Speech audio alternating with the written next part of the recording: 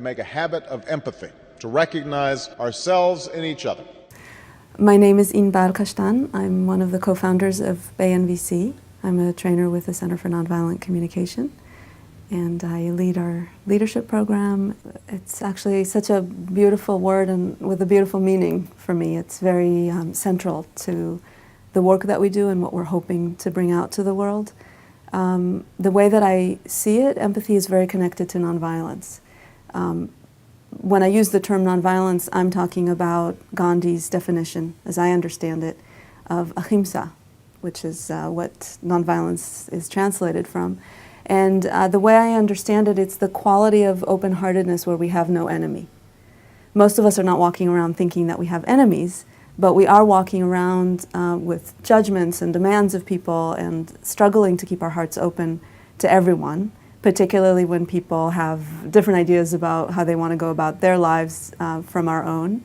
And it's sometimes even in closer relationships, we have a harder time really seeing the other person's point of view and really connecting with where they're coming from.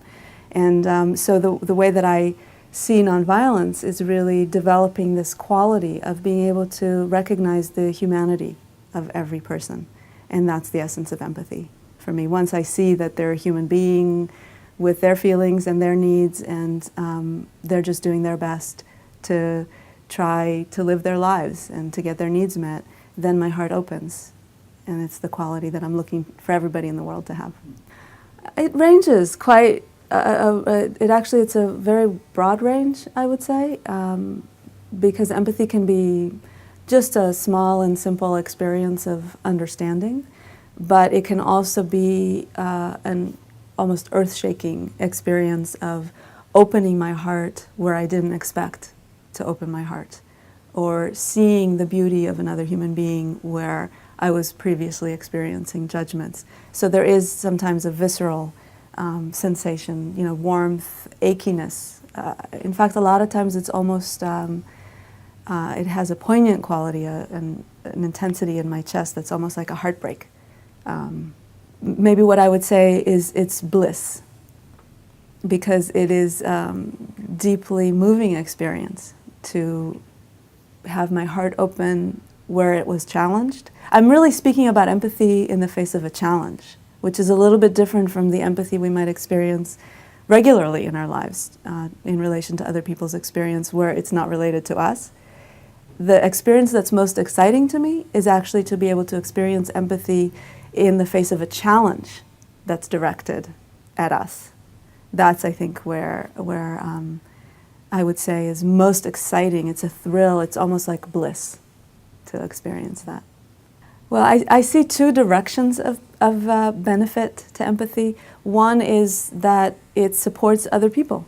It helps other people experience the human need for empathy, for care, for mattering, for knowing that we're understood. Those are such powerful human needs. And so when I'm able to experience it, I'm actually contributing and offering an experience to another person.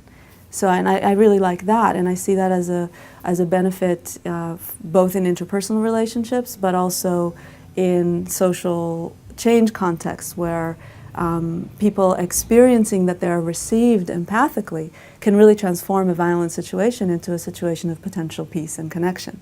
And so the ramifications go all the way to all the political situations I can think of. And at the same time, another avenue that I see as really powerful and a huge benefit of empathy is what it does to me.